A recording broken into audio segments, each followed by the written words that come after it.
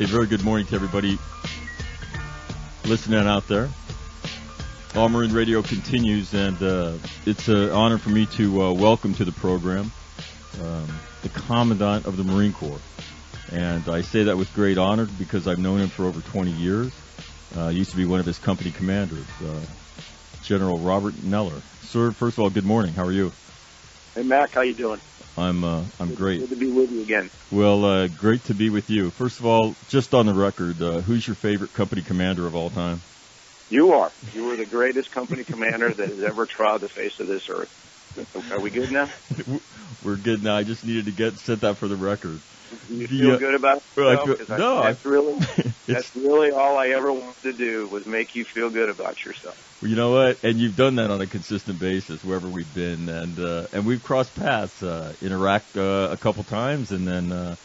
Yeah, you're also, I would say, with the same sincerity, you may be one of the best COC watch officers I've ever seen. You know what? I'll tell you without a doubt I'm the best because I did it for years when most people don't do that kind of stuff for years. I am. Yeah, you got more reps. You got more reps than anybody. I do, and I was pretty proud of that. I did it for 2 years almost. And so when you're a field grade officer and you do that job, and you're probably also the oldest major in the Marine Corps, you ought to be good at it. So. I took a little pride in it, and so first of all, I want to talk to you about your career as we get going this morning. And you're born and raised where? I was born. My dad was in the Army. He was an armor officer. I was born at Camp Polk, Louisiana. My parents were from Lansing, Michigan, and my dad got out of the Army right after I was born, and we moved back to Lansing, where he started his business. He was a contractor. He built houses. And so grew up in East Lansing? Grew up in Lansing, and then we moved to East Lansing when I was, I think, third grade. And then grew up in East Lansing, went to East Lansing High School. And my mom's still there. My dad passed away a number of years ago. My mom's still there, and that's where I met my wife in high school. Went off to college in Virginia, and that's when I signed up to being a Marine officer. And not ROTC. I was a PLC program guy. And that was so that makes you a Michigan State guy, yes? Absolutely, green and white. All right. Just for the record, people need to know that because that's an important deal. PLC to the Marine Corps. So what steered you towards the Marine Corps? Your dad, an Army officer. Why'd you choose the Marine Corps?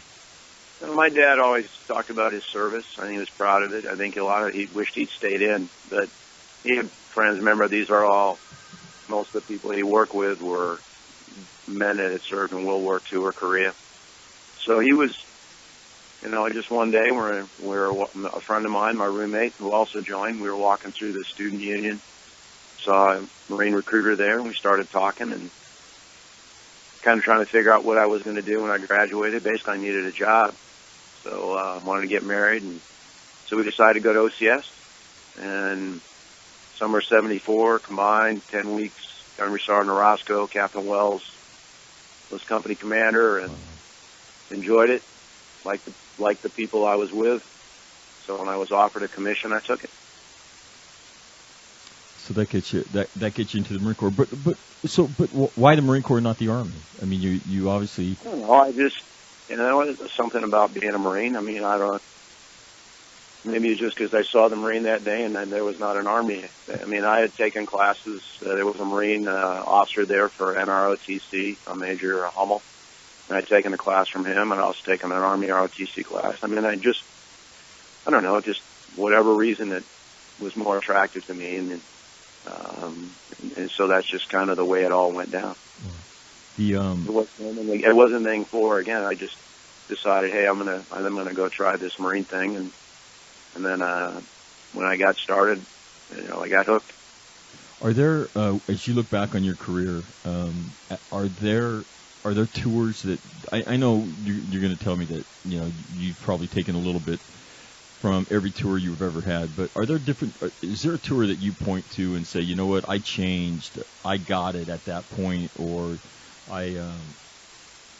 Is there a tour that you would point to and say, you know what, this one was more significant than the rest because this happened to me, or somehow I had an epiphany, or I got it at that point?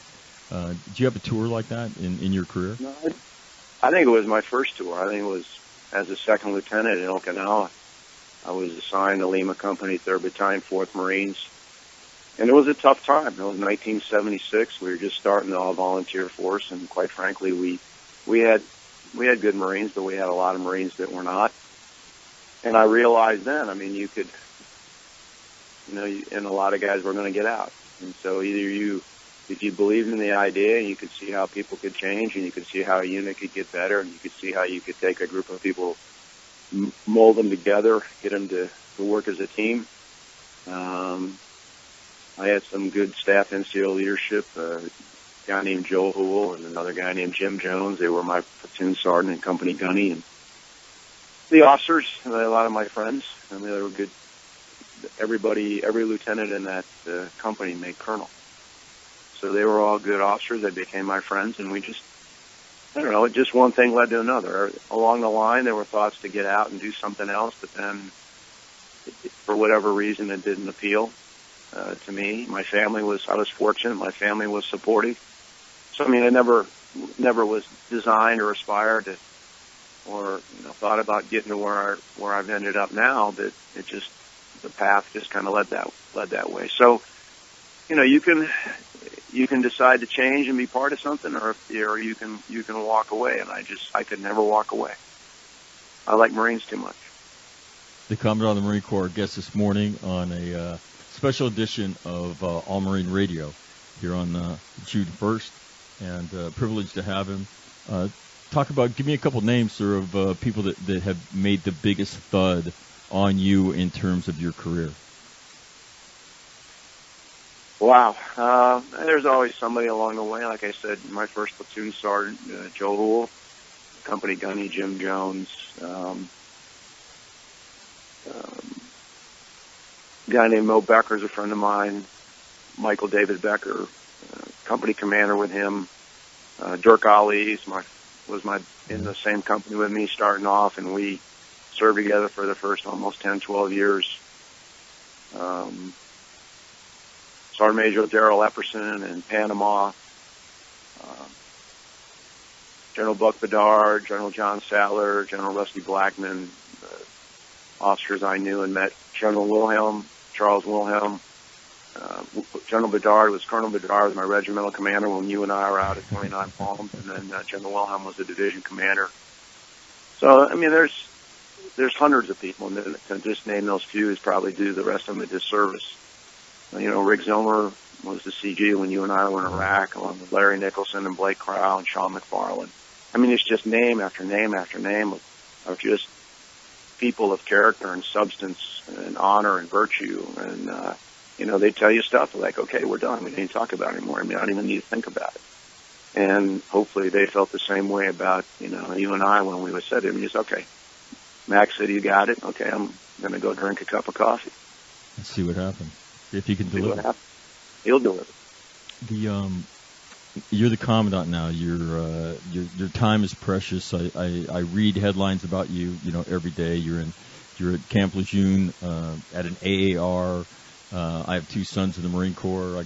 I got told the other day that I think he's here today at 29 Palms, flying out to talk to Marines. Your time is scarce. The job is huge. I know the demands on your time are huge. With the scarce flexibility that you have and discretion that you have, what are you trying to do as a Commandant with your presence, and what are you trying to show Marines in terms of what you devote your time to? Wow. After I was selected to replace General Dunford when he got selected to be the chairman. It was, how do you follow that? And he had just published his guidance. So we thought about it and went around and talked to, probably 50, 60 groups of Marines. Talked about expectations, talked about discipline, talked about success, really. What is it to be successful as a Marine, as an American, as a man or a woman, as a parent, as a spouse? what do you want out of life? If the majority of Marines that come in, and like in any service, they don't stay. They do their time and they get out. They go on with the rest of their lives. So I'm trying to foster this idea of not just that when the Marines have to be the nation's force in readiness, ready when the nation is least ready, that we're going to continue to train hard. And we really have not had a break from the fight that started on 9/11, because we're continued to be committed. Although there's not as many Marines like there were with the 25,000 that were with us in Iraq and where we had in Afghanistan when you were there with. I'm not sure if you were there, General Nicholson, or all the other RC Southwest teams that went in there. General Osterman. Yeah, with General Osterman. So it's the training piece, the readiness piece, the modernization piece. But the big thing, the Marines we're about the people. The people are what make us what we are, or if we're successful and we have good people and we've been able to recruit and retain great Marines.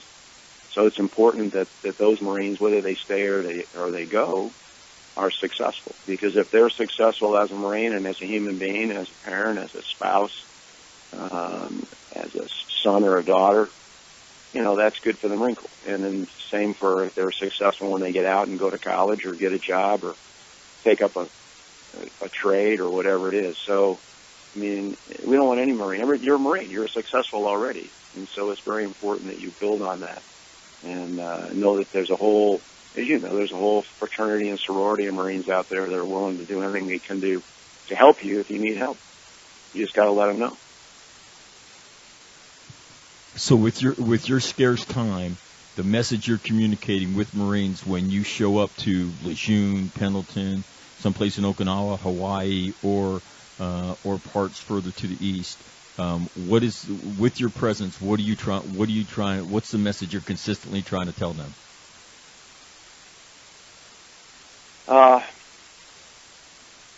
You've accomplished a lot.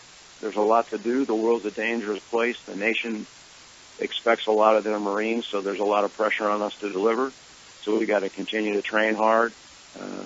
Don't be afraid of change, because we've got to change because the world is changing around us. For leaders, your job is to lead those Marines that we have put in your charge and to make them be successful. I can make anybody quit. I can. There's no honor and virtue in that. But can you make that Marine succeed, even though that Marine may doubt themselves? And to those Marines, say, look, here's the expectation. You should expect this from your leaders.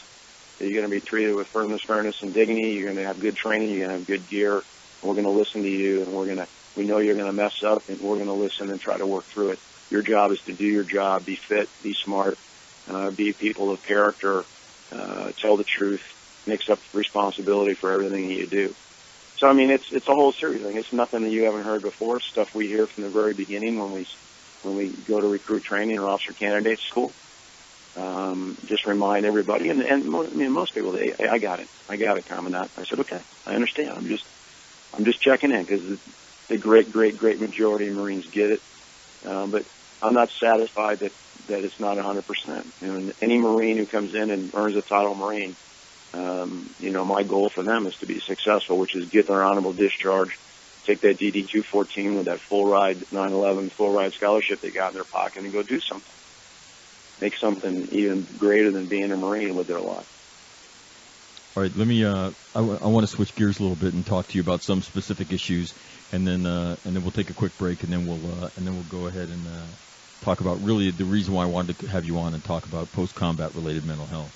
But big issues in the Marine Corps, women into the combat arms. Is it a fairness issue? Is it a gender issue? Is it a standards issue? Is it a combination of those? How do you see it, and how would you articulate it for, thousands of Marines who are watching this issue and saying, hey, look, when you replace a man with a woman, you make an infantry unit weaker. No matter what anybody tells me, that's what I know. And they're watching closely the Marine Corps, how it navigates this issue, obviously under a tremendous amount of pressure to make this happen. But we've written our history on the back of our infantry. And largely in the Marine Corps, what we see and what we're both infantrymen, and so there's a huge audience watching how not only the Marine Corps but the DoD navigates this tough issue. Talk to us about how you frame the issue, how you see the issue, of women into combat arms MOSs? Okay, well, first there were two things that were that was part of the restriction or on assignment. There was assignment of women to those units: infantry, artillery, armor, combat engineers, reconnaissance, light armor, Amtracs, and there was a restriction on assignment to those MOS. So the first one, I actually think I don't think it's an issue at all. For example, if the best adjutant or the best intelligence Marine or the best supply or comm or pick an MOS is a female, she couldn't be assigned to your unit. So you're actually being discriminated against. So that part, I got no issue with that. Now there's everybody in the infantry's got to have a certain physical capability, and we're still looking at PFD, CFD. And it's going to change. We're just waiting to snap the chalk on that, and it'll be done by 1 July. So I think that's not part. And it's not. And for everybody, everybody keeps talking about women in combat. You and I know that has nothing to do with women in combat. Women have been in combat. So the real rub, if people think there is one, is on the assignment of women in these ground combat MOS.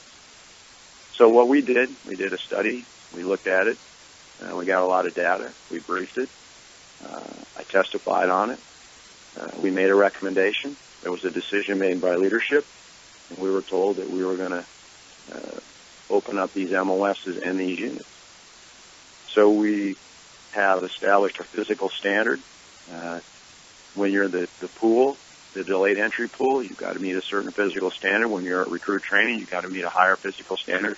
And there's a number of task condition standard tests that you have to do when you get to your MOS school that you have to pass in order to get that MOS. So I'm confident, and I went down to SOI. I've been to SOI East and SOI West in the last 2 weeks, and both of those commanders have told me that these standards, even for infantry, has improved the overall quality because, the bar was raised on who could actually get in to go to infantry training battalion.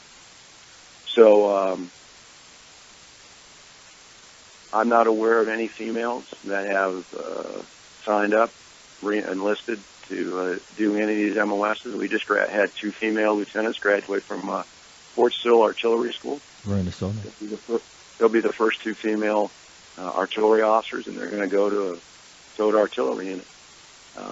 There were 240 females that we sent to MOS school that were participated in the ground element integrated task force. We told any of them if they wanted to make that their primary MOS, they could apply. 2 of them have, and they're going to go to an infantry battalion. And I have every expectation they're going to go out there and do everything they have to do to be effective in the infantry. And we'll find out. I was just at range 400 2 days ago watching Kilo 32 go through range 400, and they did a great job. And you see it. There's a certain level. I mean, you got to carry your stuff. And so these Marines, they'll go out there and they'll compete, and I expect that they're going to be treated like any other Marine, and they'll go out there and pack the gear and do the job. So because we've got standards in place, we're going to ensure that they do that. And there's always Marines in every rifle company or any ground combat unit that are more physical and more capable than others. But I'm very confident that the standards we have in place are going to ensure that they're going to be able to compete. So bottom line, there won't be any degradation of the standards that Marine Corps infantry has been held to for history. No. In fact, if anything, the standard's gone up. There wasn't a standard. The standard before was you had to be a man, get through boot camp, and then show up and make it through SOI or whatever training you had to go, whether it be armor course, Amtrac course, combat engineer course. So they won't anybody, man or woman, actually has a physical standard. For example, on the infantry at the ITB, you've got to take your basic assault load, you got to move across, get over I think it's 56-inch or 60-inch wall with your stuff, and then get back and move a certain distance in a certain period of time. You got to pick up a Mark 19 or press it over your head. You've got to, for the artillery, you've got to pick up an artillery projectile, which weighs, I think, 96 pounds or something like that. Move it 25 meters, lift it up to the back of an MTVR, and go back and do that 5 times in 2 minutes and some seconds. So, I mean, those standards didn't exist before. Now they exist. So if anything, the standard's gone up because there is a standard. So everybody, and the Army's done the same thing. So we'll see how it all plays out. Interesting. And most of us have never heard, as you articulate the path to integration and to one standard. Most of us thought there were standards in place and that we passed them, but you're right. The only standard was it was going to be a guy, and there were certain things that you could rely on with that. But in every unit, everybody's strength and skill varied, and so interesting. Now that standards have been articulated, what is your message when you talk to female Marines? What is your message to them? They have their individual view. I mean, they're meant. Some of them, they just want to be able to compete. I mean, the women we have in the Marine Corps are just like the Marines. Like, they're Marines. They just want to be Marines. Like, let me compete. Judge me on what I do and how I do it. One thing they asked me is, hey, are we going to do pull-ups or not? And I said, yeah, we are. I said, well, I'm doing pull-ups, Commandant, and I'm up to 8 or 9 or 10, and I'm gaining weight, so now I'm outside standard. What are you going to do about that?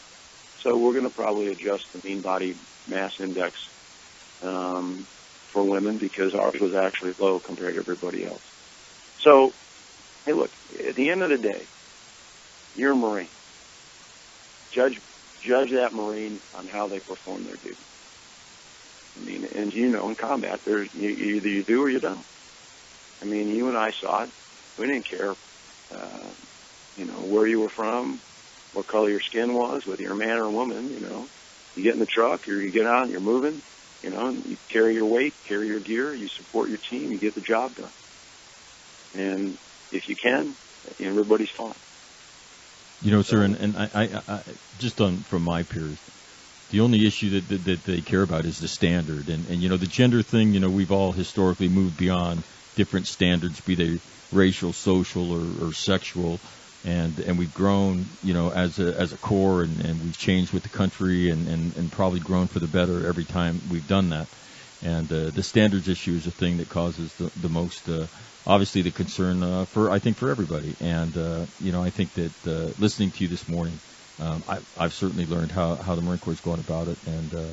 And I think I've said that to people. They're like, women in the infantry. I said, hey, look, if they could do it, so be it. Welcome them, and they're going to make history. As long as there's one standard. So certainly awesome to hear that, and I think it's great. We have to take a quick break, and then we're going to come back. I want to talk about post-combat related mental health and Marine Corps aviation. The Commandant of the Marine Corps guest this morning on a special inaugural edition here on All Marine Radio. More of that coming up next, right here. Don't go away. You're listening to All Marine Radio, broadcasting from Costa Mesa, California, on the All Warrior Radio Network. We continue with the Commandant of the Marine Corps here on the inaugural show on All Marine Radio. First of all, sir, let me say it again. Thank you very much for joining us today and making this a big day for All Marine Radio. Hey, great to be here with you, Mac. All right, I want to talk about two things real quick, and then I want to talk about post-combat related mental health. First thing is Marine Corps aviation. Much in the news here in the last few weeks, and been seeing it written about extensively over the course of the last year or so. Can you give us a thumbnail? What's the problem? What's the fix? Because when you talk Marine Corps aviation, you talk large dollars. How do we fix it? Well, it's a combination of things, and it varies between each model type series. So, long story short, the Reader's Digest version is we flew our planes in Iraq and Afghanistan a lot, and we probably made a mistake not bringing our helicopters back after every rotation when we left them there. So they continued to be affected by the elements.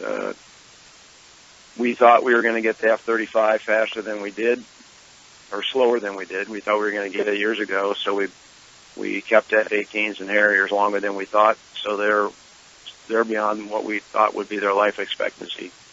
We tried to run. We've been running them through the fleet readiness centers or the depot level maintenance.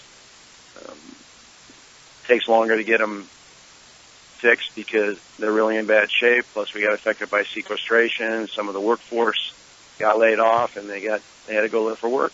And so that, and then we're in the middle of replacing every model type series of aircraft we have, from new Hueys and Cobras to MV-22 Osprey for CH-46, F-35B for Harriers, and F-18s, and even EA-6Bs. And then the 53s, which are probably in the most difficult shape because they had airframes bulletin because there was a fire on a Navy one where fuel lines had wiring attached to it, and with the vibration, fuel lines rubbed, the wires, frayed, and then they arced and caused a fire. We had to fix all that. So it is what it is. And so we've got a plan. We're continuing to be funded to buy a new airplane. The U.S. has got more F-35s flying right now than they got F-22s between us and the Air Force. Air Force got over 100. We've got one squadron that's initial operational capability. We're going to form another one this summer. We continue to field. We're like 280 out of 360 for Osprey. Still have parts issues with some of the new airplanes because they're continuing to build the line. But we've got a plan. I think we're kind of at the bottom. We're going to dig ourselves out and probably, let's say, 1920. If we continue to get funded to buy new airplanes, then we continue to fix legacy aircraft, and we can continue to get funded for spares, we'll be in a lot better place. I track it every week. Marines are doing a great job out there keeping the airplanes we have on the ramp flying. Air crews are not getting to fly enough. We have a standard for them to fly enough hours per model type series. They're just not getting enough hours, and we've got to do better for that. Those that are deployed on ARGMUs or with Special Force MAGTAFs that are flying or deployed on UDP to Okinawa, they got the best airplanes, they get enough parts, and they're getting to fly enough. So that's kind of where we are. All right. The next kind of big question in the news last week was you addressed, I believe, DoD suppliers, people involved in the procurement business, and talked about the system that we need our equipment quicker.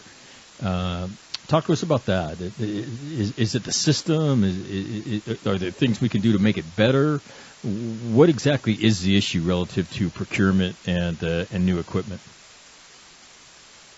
Well, I'm learning a lot in this assignment, and one of the things I'm studying and trying to learn a lot, other than funding and the money lines and where the money goes and how the money's spent, is the acquisition process. So, aviation's the most expensive stuff that we buy. We buy it through a naval aviation enterprise.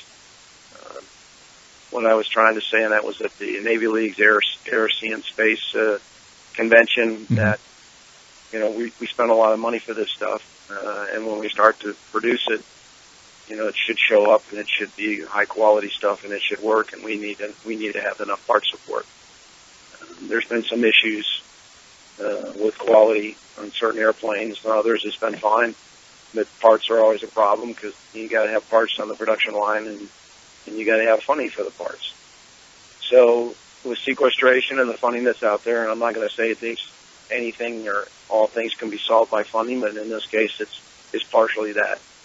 So I'm just trying to tell the vendors, hey, look, you're going to provide your Marine Corps, your Navy, your Army, your Air Force with this equipment. You're getting paid pretty good money. It should work. And on our side is we can't, since we're responsible for the requirements, which is how these products were built, whether they be ground vehicles or airplanes or ships or submarines or bombers. We have to be realistic in the requirement. You continue to ask for things or change a requirement. I mean, it's just got to be good enough. But you got to know what's going on. The problem with requirements is you're determining a requirement for something that's going to be built over a period of time, because you got to go through the acquisition process. There's got to be bidding, and there's got to be design, and there may be something that's entirely new, like the F-35. And you're guessing on what the future is going to be, and inevitably we have a hard time guessing. I mean, who would have thought, 10 years ago that the iPhone would exist and you would walk around with a device in your hand that gave you the computing power greater than a computer that the President of the United States had, 15 years ago. I mean, that you can do all the stuff that we do that we take for granted we don't even think about now. I mean, just even a cell phone was, I remember the one cell phone we had when we were in 3rd LAI together. One cell phone we had, that weighed about 5 pounds and the battery lasted about 30 minutes. So that was a few years ago, but even then. So, we both have equity in this. We both need to do a better job. We have to communicate. It's a partnership. So that's what I was trying to convey.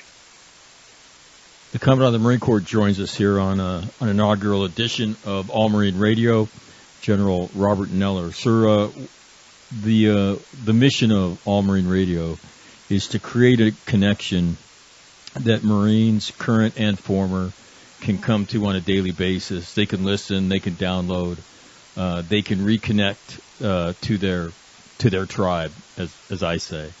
One of the things I encourage former Marines to do is put their dog tags back on. And guys who've talked to me, I say, hey, you're not getting away from us. You know that. You're never getting over the experience. And then, in addition to doing interviews like this with you about the Marine Corps, we'll do mental health, post-combat related mental health topics, best practices, what to do, things like that, both for us service members and family members.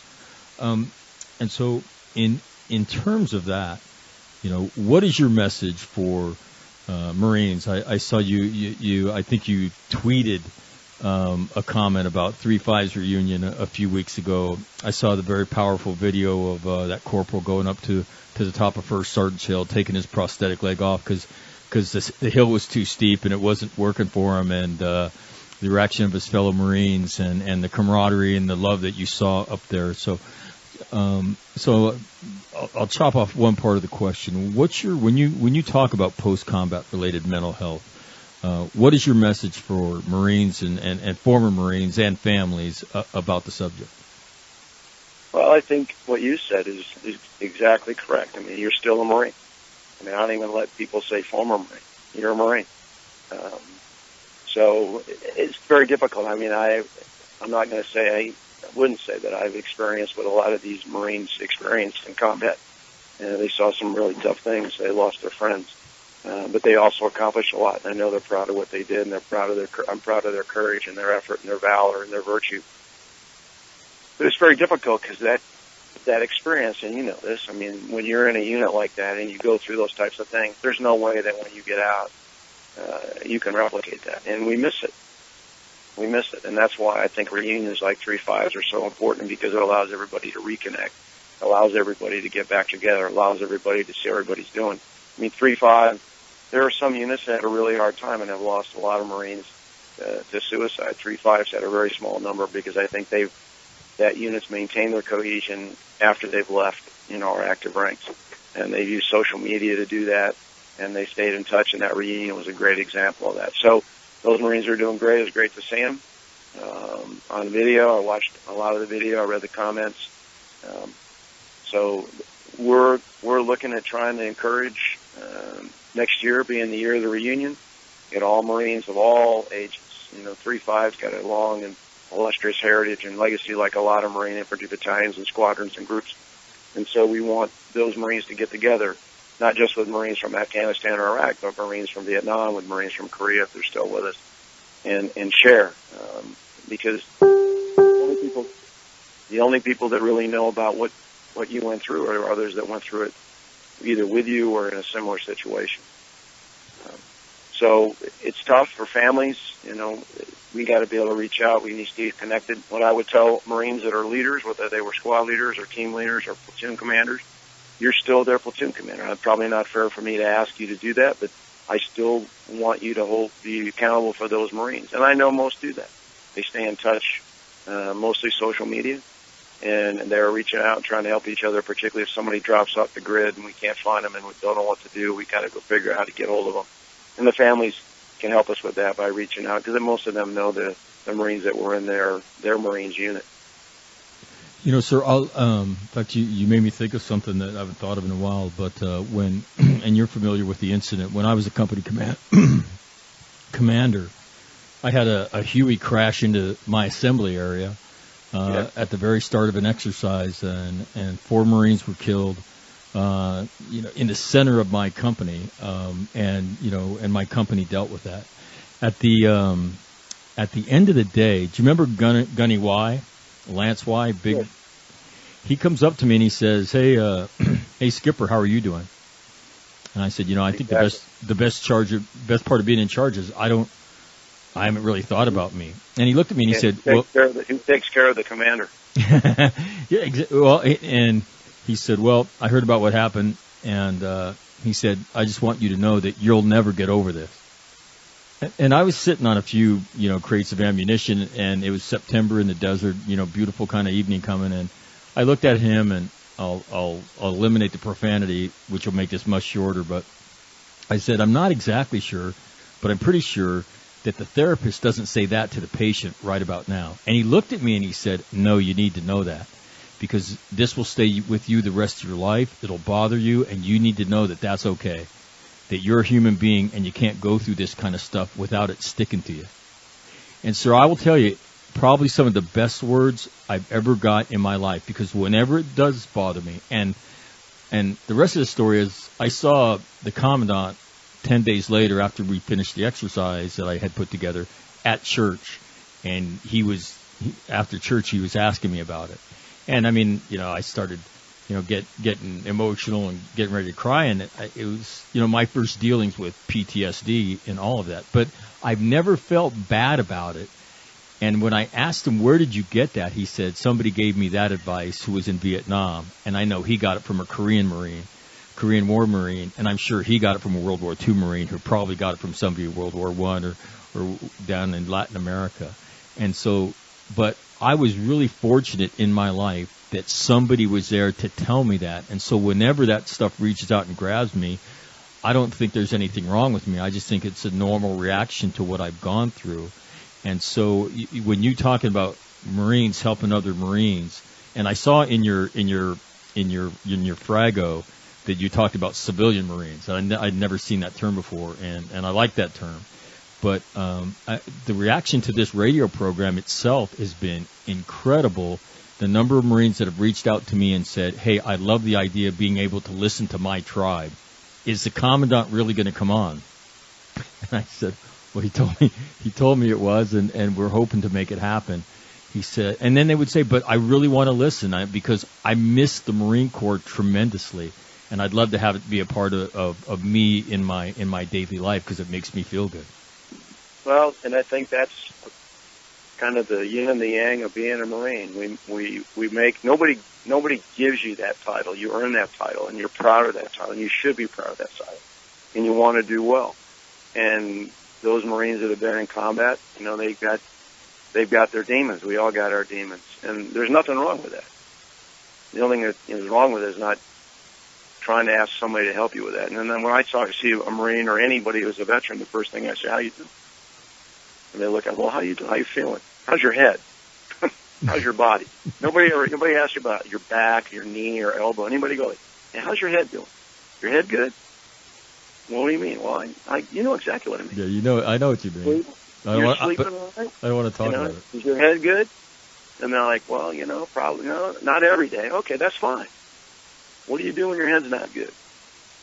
You talk to anybody. So I know there's guys out there suffering, guys in the generic sense. I know there's Marines, soldiers, corpsmen who saw horrible stuff, and they worked their way through it because they knew that their team needed them. Their team still needs them. We still need them. Their family needs them. And they did way too much to be successful in combat. And the great majority of Marines are doing great. They're doing great things out there in the world. And we just got to make sure we stay connected and help those that might be struggling a little bit. Because like I told you earlier, there's not a Marine out there that if another Marine came to them and asked for help or with a job or advice, that they wouldn't bend over backwards to help them out. So the real difficult thing, though, for me is that, we still got Marines that have never been in combat. They're normally young Marines who, some of them maybe not even deployed, who are taking their own lives. And that's the one that just makes me crazy, because they got their whole life in front of them, and I don't know what it is that's got them to the point where they're so despondent or discouraged or distraught. Some problem that they have, which is a legitimate problem in their mind, and that we can't help them with that. So the other part of it is, for everybody on active duty today, maybe you know about it, maybe you don't, that we have a responsibility to each other to make sure everybody's successful. And we talked about that earlier. And, we just got to do the best we can. And I think we can do a little bit better job. And a lot of it's just talking. Like the gunny came up to you and said, "Hey, how you doing?" Or you're not going to get over that. And there's nothing wrong with that. And there's nothing wrong with dealing with a problem. But there is something, that's not good about, hurting yourself, because you're not solving the problem. You're just creating a problem for everybody else that loves you, the rest of your unit, the rest of your family. We need every Marine to be a full up round ready to go. And none of us are perfect. We all struggle. But that's what the rest of us are supposed to be there for each other, so that we can help get over that rough patch and then move on and continue with the success we have by the virtue that we're U.S. Marine. So when I got asked this about a month ago, and they said, "Well, what do you tell people that are struggling?" And I said, "What do I tell them?" I tell them just to cover down on it. And they looked at me and they said, "What?" And I said, "Just cover down. Don't think it too much. Just ask for help. Cover down by the people that can help you, and just do what they tell you to do, and don't think about it. And just like we've always done, whether we're lost at night in the woods of Quantico, or we're out in the desert, looking for some kind of release point, we'll get you to a better place. We're Marines. That's what we do.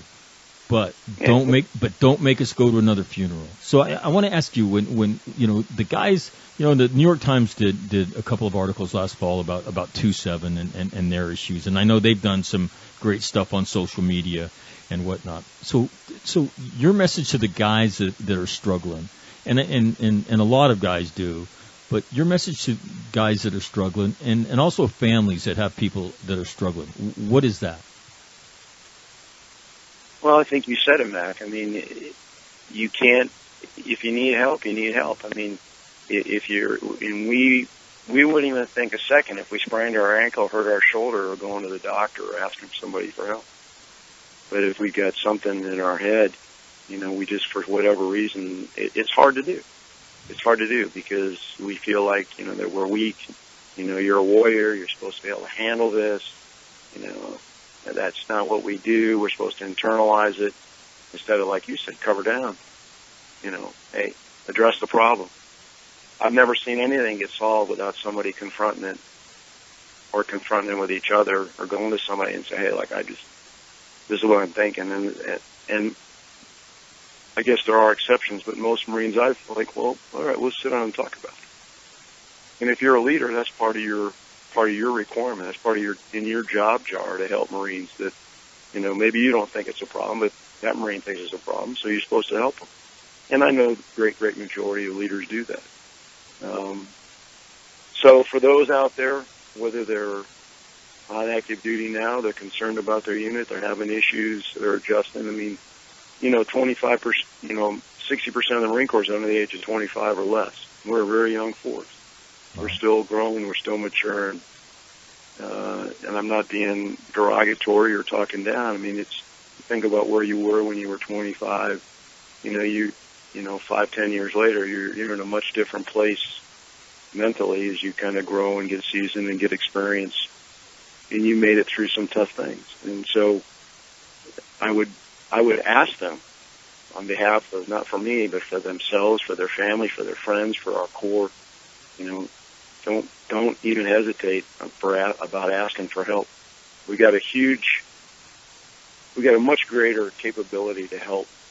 We can maintain anonymity, a much greater capability to deal with these types of things than we did when you and I were together out at 29 Palms in the early 90s. maybe it's not perfect, but the capacity's there, and we got a lot of people that are there, and that's what they're getting paid for, and we can use these people to help Marines cover down, like you said. All right, sir. First of all, appreciate those comments. I got 3 questions, and then I'll let you go. And again, certainly appreciate you taking time out of your busy schedule. First of all, give me a book to read that I haven't read. Ghost Fleet. I don't know if you read it or not. I have not. Peter Singer, another guy. It's kind of future wars, kind of a Tom Clancy thing in the Pacific. Talks a lot about cyber and different technologies and things, and I think it's a window to what the future, maybe not even what the future's going to be, what we're dealing with now. All right. A favorite historical person, a favorite historical leader that you either admire or like to read about. Only one. Only one? Only one. Julius Caesar. Why? Well, he was a warrior statesman. I think he was a strategist and a tactician. He took care of his soldiers. He campaigned and was deployed a lot. And he maybe got a little bit sideways at the end, but I think as a soldier, I admire his ability to lead, and I would add to that another Roman general, Scipio Africanus, never defeated in battle, very innovative, always looking for a different way to do stuff, push the envelope, always question the status quo. Favorite quote? Favorite quote? I'll give you mine, so you'll have a chance to think. Go ahead.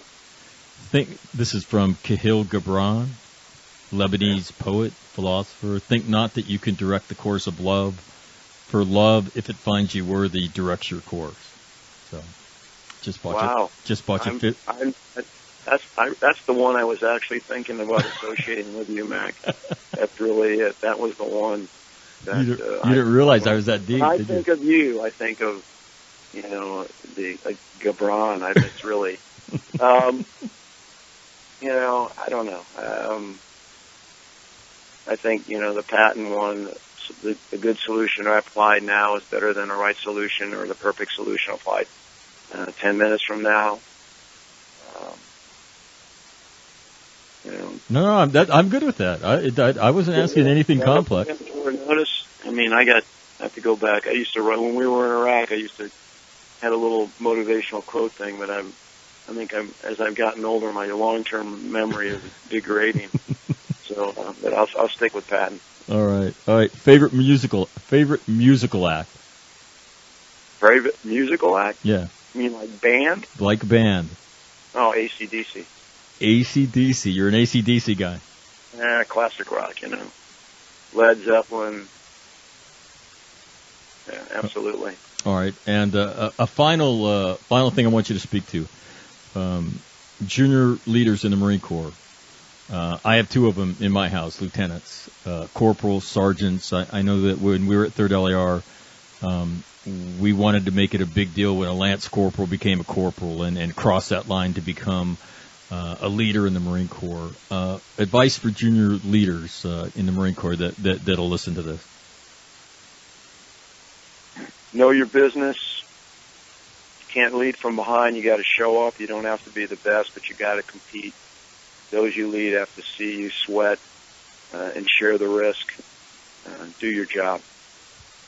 All right. The Commandant of the Marine Corps very graciously giving up some time for us today. Sir, first of all, thank you very much again, and Semper Fidelis, and really appreciate you coming on today. All right, Mac. Well, thanks, and great success with the show, and I'll have to tune in and check it out. But great serving with you. You've been a great inspiration to me because you got a great sense of humor. The 2 things I think that set Marines apart is we're disciplined, but we have a sense of humor, and you are always both. All right. Good disciplines. You were smart, but you always kept your sense of humor, which makes it easier to get it through the day. There's always something to laugh about, even in a bad situation. So thanks, best to your family, and thanks for doing this. Not a problem. Hey, sir, just a little programming note.